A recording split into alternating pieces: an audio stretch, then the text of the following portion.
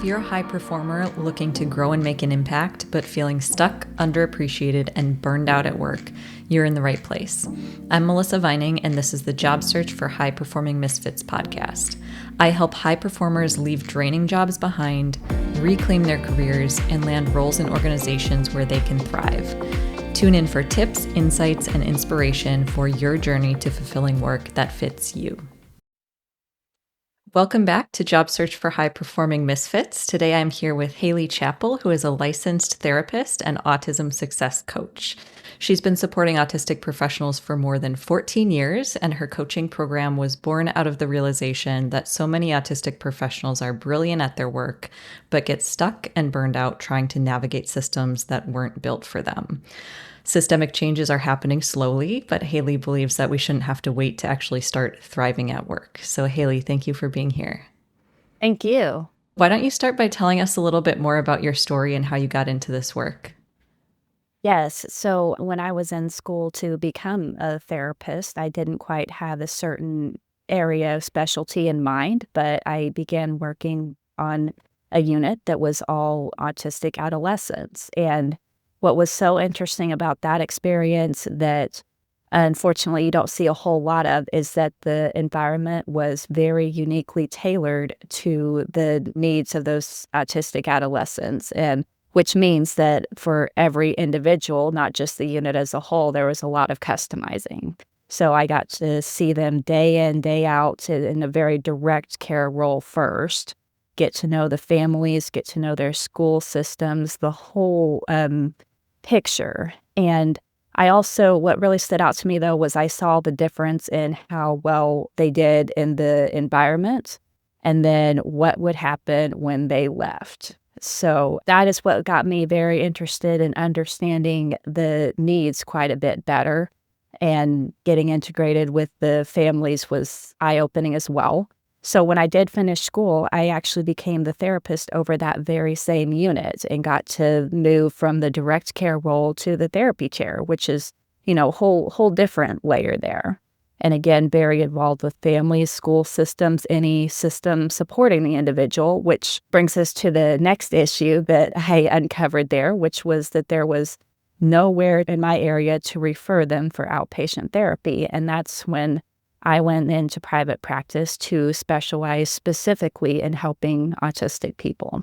And that grew it, not just autistic people, I should say, neurodivergent people, because as we know, many people have more than one way that they're neurodivergent or not one category that they fit neatly into. So that's how my experience broadened from there to, learn about different age groups. And specifically, I became really interested in the workplace and what happens later on in these individuals' lives when, unfortunately, there's a big gap in resources, awareness, and tools. And people who are neurodivergent are still expected to get out there, have a full-time job, and function pretty much the same as everyone else, yet hardly anything is really designed for how their brains are wired. So that showed up in a very specific way in the therapy room, of course, when you're constantly having to fight against that. So that's how I became very interested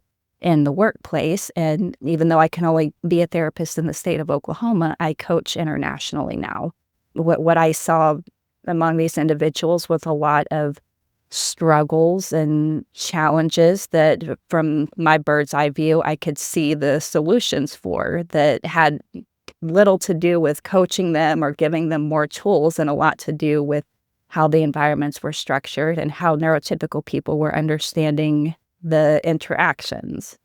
So I became very interested in helping the people I was seeing move out of barely surviving that to thriving, because I could see that there were just a lot of strengths and potentials going completely unharnessed there. That's so interesting because I can see the relationship between your early career where you were looking at the environment and you were saying, okay, the environment is setting these people up for success. And then Mhm. that dichotomy of when they left, what did that look like for them, and how that really relates to supporting people in the workplace. Because you're right, if the environment is not set up for success for a neurodivergent person, then it becomes so difficult to actually make it work and kind of have that fit. Can you tell us more about what you saw in either context? Like, why was the environment so helpful when it was designed in a certain way? And then what did it actually look like when it wasn't? A lot of it just had to do with awareness of the needs and signs of struggle that can be very quiet or invisible.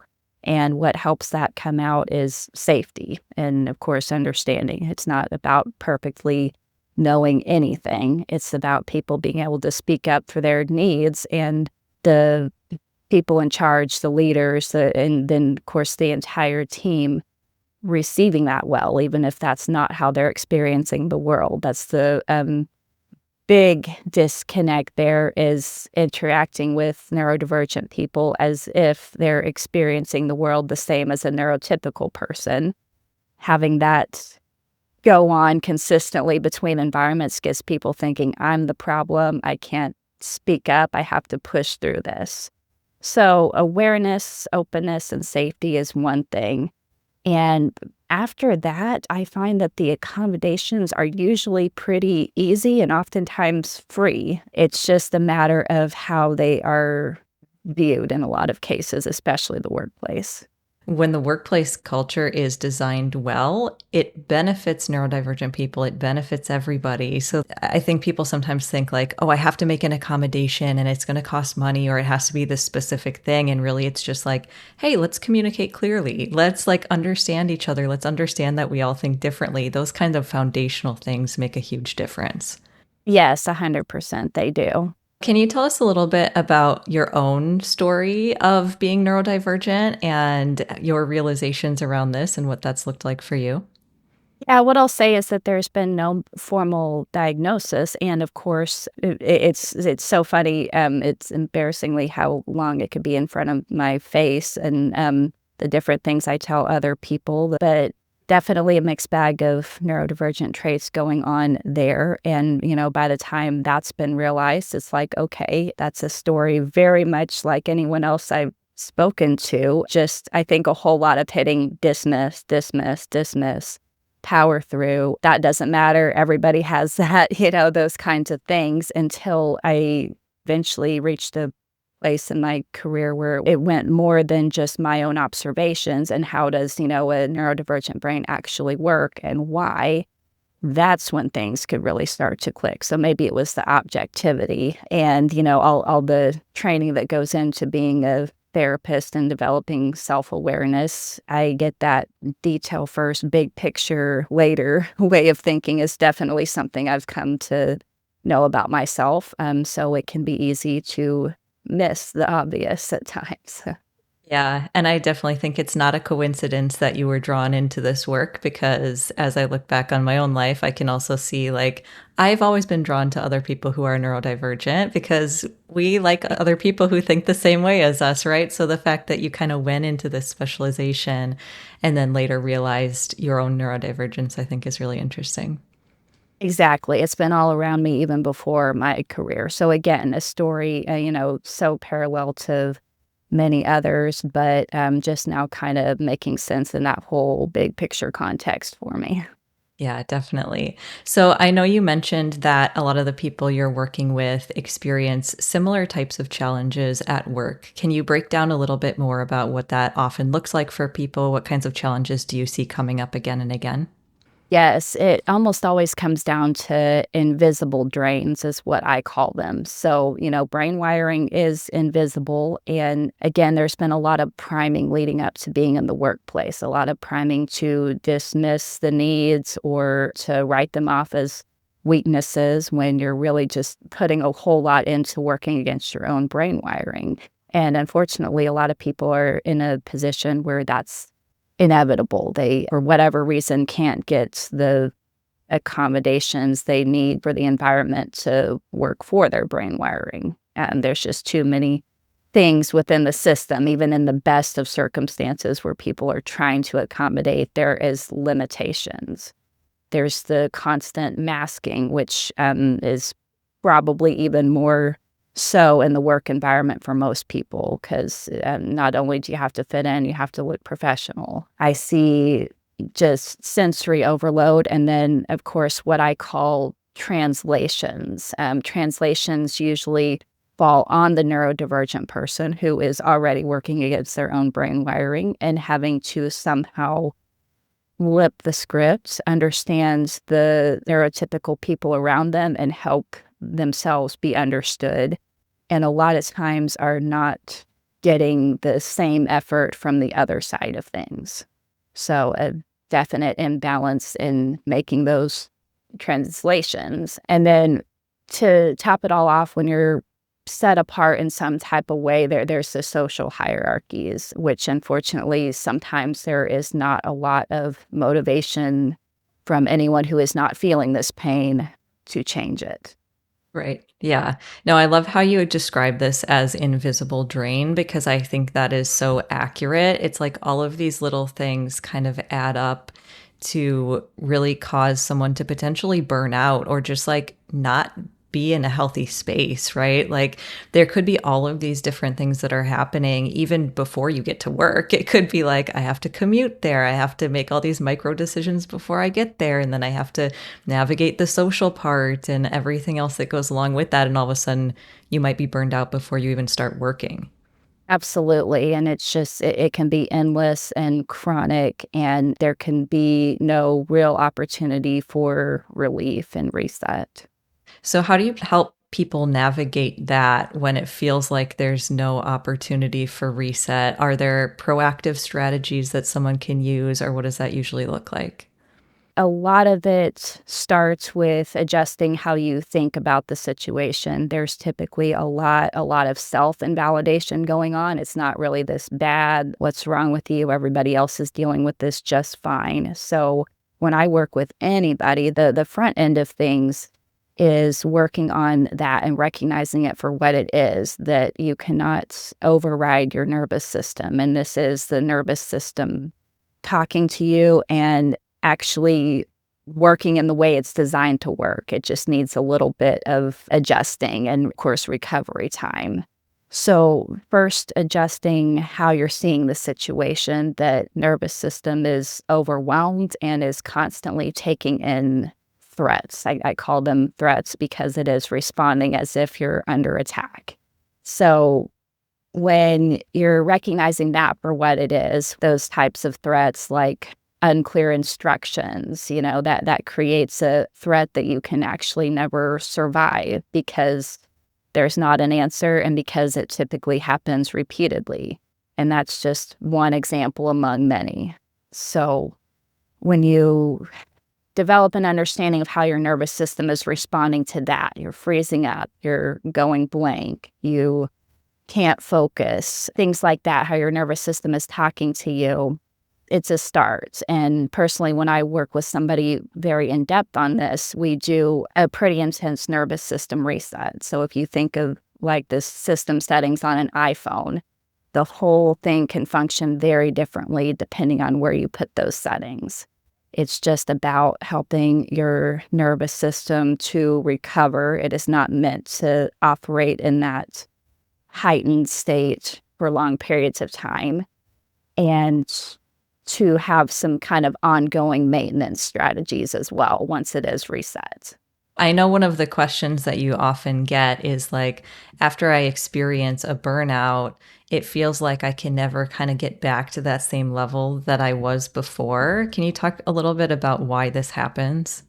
I think about the nervous system probably more than most people. And so what I see people experience is like, well, in my first job, I could, have 4 hours of sleep and sit through these meetings, even though they're awful, and I could ignore the refrigerator humming all day. Why can't I do that anymore? And why is it way worse? I can't even seem to hold a conversation. So the examples get worse in time. You expect that if you do something enough, you get stronger and better at it. And that can be true, but not when you're operating from, I call it borrowed nervous system resources. It's that heightened state. Your nervous system can sustain for a while. It's meant to keep you alive. So it's a matter of, is it ever getting any recovery time? And if not, there is a definite limit that is hard to see, kind of like clearing out a very cluttered box. You don't see the bottom until you get there. So that's what a lot of times what you're encountering when you realize, I've survived way worse. I've had much more stressful situations and I functioned better. What happened? I think some of it's also potentially related to the awareness around it, right? Where it's like, okay, now that I see it, or for us who might have been like late identified or late diagnosed, it's like, wait, I don't do that. And then you think about it and you're like, no, actually, I do. Kind of like the story you were telling, right? It's like you didn't recognize it until suddenly you did, and then you can't unsee it. Exactly, you can't unsee it, and that's what people experience sometimes after their diagnosis. They look more autistic, or people ask, "Are you getting worse?" Terrible way to frame it, but that's what people on the outside see, and it's just no. An autistic brain oftentimes cannot do something that doesn't make logical sense, and it may no longer make logical sense there. Yeah, that's true. So let's go back to the idea of chronic invalidation, because I know this is something you kind of touched on, but something that you also are really passionate about helping people through. So tell us what you mean when you say chronic invalidation. Yes, I will say I work on that with 100% of my clients. So even people who are diagnosed very early. Again, brain wiring is invisible. A lot of the struggles are invisible, even to the person that has them. That's why people can go undiagnosed. So what I see is the expectation that we have, and it goes both ways, that we have the same brain wiring. We're experiencing the world the same way. So why, are the people around me able to do this without struggle? And then when you flip the script, even, really loving parents, really caring teachers can respond to someone in a way that's just confused or frustrated. Why can't you do this? We're living in the same world and you're interacting with this or struggling with this in ways that I can't understand. And that's in the best of situations. Obviously, there are cases where it gets very cruel and very toxic, but people even begin to invalidate themselves because they see themselves, I'm the common denominator. I'm the only one that struggles with this in all these different settings. What's going on? So invalidation of really legitimate needs based on your own brain wire. And another way that I kind of think about this too is in terms of like gaslighting almost, right? So it's like people might see you from the outside and they might be like, you can't be autistic, you can't be ADHD. And then you might even start internalizing that too. Like, oh, maybe I'm not, maybe everything's fine, right? Do you see that with your clients? Absolutely. So, there's a lot of hurtful labels out there that are themselves invalidating and create gaslighting situations. So I say, a less obvious struggle is not a less valid one. But it can be, in the best of circumstances, hard to help people understand. And in the worst, it can be absolutely weaponized against the person. I also wanted to talk a little bit more about authenticity because I know that you love to support people in bringing their authenticity into their lives and into their workplaces. And I think this is something that can be really hard for neurodivergent people because we probably spent our whole lives masking. And this is also one of those things where when I first learned about masking, I was like, I don't think I do that. And then I realized, no, I actually do that to an extreme level. And that's actually what's causing me burnout in a lot of cases. It like gives me headaches and causes me all this actual physical pain. So, can you talk a little bit about what you see with your clients? How do you see this showing up for them? It's usually something that started so early on, like you said, people don't realize that they're doing it. And if they do realize, they don't know how to be any other way. A lot of times people do recognize what a drain it is to mask, but feel no other choice. That may be at work, at home, anywhere they go. So there is pressure on both sides. There's people saying, just unmask, be authentic. If it's a neurotypical person saying that, you might find that it comes with some fine print. If it's another neurodivergent person saying that, I say that is great that they've been able to unmask and find that freedom. For most people, it falls somewhere in between, is more realistic. So I don't steer people one way or the other on masking, unmasking. I am focused on knowing the person underneath the mask and being able to find ways that authenticity can safely shine.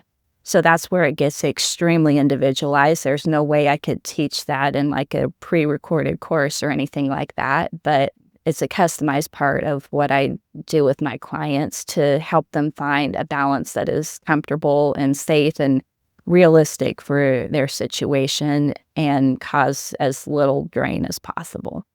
So if someone's listening and they're thinking that they're in that similar situation and they don't really know what the authenticity means for them because they've been masking for so long, is there any small step or strategy that they can take to start to identify some of their own authentic self? Yes, I always want to start from the beginning with creating a little safety. So that safest, easiest place to start is probably not, in the middle of work, but somewhere a little quieter, a little more restricted. Test things out. And this is a little different for everybody, but develop some kind of way of gauging your reaction to things so that you can understand even your own preferences. For a lot of people, the question, what do you want, is, well, the answer is whatever makes everyone else happy, whatever, or in other words, whatever keeps me safe, because that's what feels safe to them. So finding a way just to even explore what your preferences might be and having some kind of permission within yourself to say, I don't like that, or I do like that. So for some people, the safest place to do that is going to be all alone. For others, you may have someone you trust well enough. I also say things like saying no to anything when you mean no. That's sometimes something you have to work up to or do with a really safe person. Try not to apologize when you've done nothing wrong. That's another way to practice authenticity. So there's a lot of ways, and it's just a matter of finding a safe place to start and getting some support with it if you need to. I like your approach to the fact that it doesn't have to be all or nothing with masking, right? Like you can maybe mask sometimes, or you can mask in certain ways, and maybe it's beneficial to you to unmask in other ways. So, how practically can someone actually say, like, these are the ways that maybe I am choosing to continue masking versus the ways that I think it's going to benefit me to not do that anymore? I tend to think in categories. So again, start with some of your safest categories. How can I unmask at home by myself? How can I unmask around a friend? How am I feeling when I'm doing this? So it can be a building of momentum and confidence there. Work might look like the most restricted place, as it is for many people. So just evaluating it as you discover on your own what's true and authentic to you, where can this safely come out and in what way is kind of how I go about that. Can you describe a little bit more about your coaching program and your process and what that can look like for someone? Yes, absolutely. So it's very customized. Obviously, it has to be, but it is meant for autistic professionals who are consistently struggling and drowning in this area. And it has nothing to do with their abilities, skill sets, anything like that, and everything to do with invisible drains, with being kind of pushed out socially, and even to the point where standing out in those types of ways start to affect your job because the team is not behind you, management does not support you. It's very scary, especially in this job market. And the bigger picture I try to help businesses and leaders see is that it is, you know, stealing from the workplace some really essential outside the box talent that they can't get anywhere else. It's being silenced. So accommodating it and growing that in that specific way is beneficial. But within my program, we always start with a solid foundation of healing. There's a whole unit on healing from invalidation, whether it comes from the self, the caregivers, a lot of outside sources, and maybe most presently, the workplace. There's a lot drilled in about how valid the needs and experiences are. And for a lot of people, that is new territory, or it is something that's never been acknowledged from the outside. So, big foundation of healing there. And then a nervous system reset, a very intense one, so that the nervous system is responding only in ways, well, more so in ways that are useful for navigating the situation instead of trying to run from a bear in the wild, taking everything you actually need for the workplace offline and equipping you to be really strong and really fast and to drain you very quickly. So once those are a go, then the third step is getting to know your authentic self. So we've created the safety to do that, and we've validated the experience that the person is having. So that channel is a lot more open by the time we get there in the work. And then from there, it gets very customized. That's where we strategize a path to thriving. If they enter the program in survival mode and in just constant and perpetual burnout, we are essentially trying to get on a path to prevent that, recover from that. So that gets really individualized, and we have to be very realistic too. I definitely advocate closing the gap from the other side, that, environments need to change, education and awareness need to change, but we can't wait for that. It's happening too slowly. So meanwhile, how do you thrive in the realistic situation that you're in? Because I do find that it is possible for a lot of people more than they think when they first begin working with me. I really love the stepwise approach because I think the way that you've outlined it shows that when you're building on each step, the next one becomes easier. So if we're just thinking like, hey, I want to be more authentic, that can be really hard if you haven't first addressed the chronic invalidation and the nervous system overload, because those are like foundational things that have to be met first, right? Yes, yes. I'm all about just primer before the paint. It makes sense. And then, yeah, a whole lot more becomes possible. Can you tell us any examples that you might have of people who are thriving at work now? Because I think sometimes for someone who might be in the burnout situation, that can be really hard to see or believe because it's like, oh, this is all I've experienced. So, what does it actually look like when someone is thriving at work?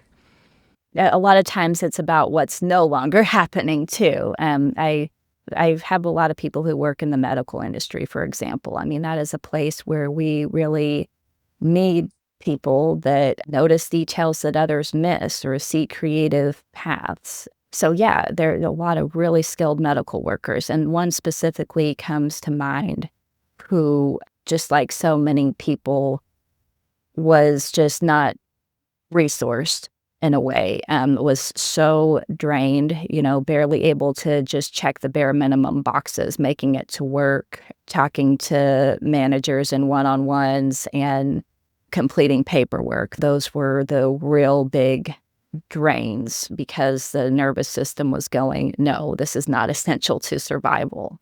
The medical emergencies, I mean, they did great in those, but how do you even show up for those if, you can't get out of bed in the morning? So the nervous system reset worked wonders. That comes with many benefits, and it's not my own creation. It's something that thankfully has been tested mainly on neurodivergent people because our nervous systems are overloaded quite a bit. So nervous system reset worked wonders very quickly, freed up resources, allowed better sleep, better digestion, better focus.